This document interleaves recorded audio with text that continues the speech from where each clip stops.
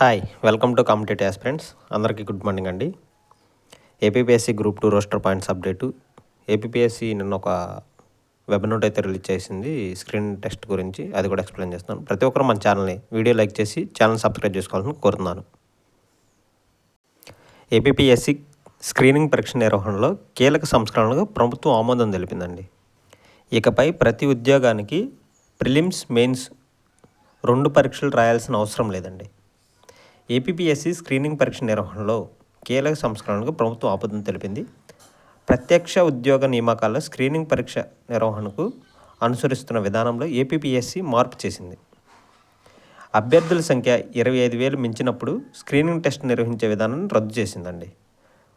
దీని యొక్క సారాంశం చెప్తున్నాను వినండి.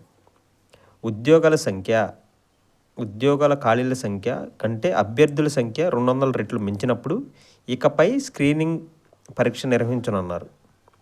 దీనికి సంబంధించి ఏపీపీఎస్సీ చేసిన ప్రతిపాదనలను ఆమోదిస్తూ రాష్ట్ర ప్రభుత్వం ఉత్తర్వులు జారీ చేసింది. ఈ నిర్ణయంతో వేగంగా ఉద్యోగాల నియామక ప్రక్రియ చేపట్టేందుకు ఏపీపీఎస్సీకి వెసులుబాటు కలగనుంది. ప్రతి ఉద్యోగానికి ప్రిలిమ్స్, మెయిన్స్ 2 పరీక్షలు రాయాల్సిన అవసరం ఉండదు. తక్కువ సమయంలో రిక్రూట్మెంట్ అనేది తొందరగా ఫిల్ అయిపోతుంది. సో నిరుద్యోగులకి ఇది ప్రయోజనమే. సో ఇది కొంచెం మంచి వార్తనండి ఏపీపీఎస్సీ సంబంధించింది. సో నెక్స్ట్ ఏంటంటే roster points update. Roster points మీద ఈరోజు అయితే వాదనలు ఉన్నాయండి. అయితే బ్యాడ్ లక్ ఏంటంటే లాస్ట్ టైం మనకి హీరింగ్ అంటే జడ్జి గారిని అడిగినప్పుడు మనల్ని సప్లిమెంటరీ లిస్ట్లో మెన్షన్ చేయమన్నారు. కానీ బ్యాడ్ లక్ ఏంటంటే సప్లిమెంటరీ లిస్ట్లో అయితే రాలేదండి.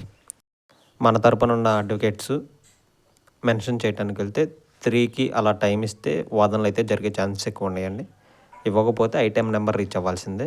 సో వేచి చూద్దాం ఏం జరిగింది ఏంటని. వాదనలు జరిగితే మిస్టేక్స్ ఉంటే ఉన్నాయని, లేకపోతే లేవని చెప్పి ఫర్దర్ ఎగ్జామ్స్కి ప్రిపేర్ అవ్వడానికి, జాబ్ క్యాలెండర్ కోసం ప్రయత్నం చేయడానికి, నెక్స్ట్ నోటిఫికేషన్ కూడా పోరాటం చేయడానికి కానీ బాగుంటుంది.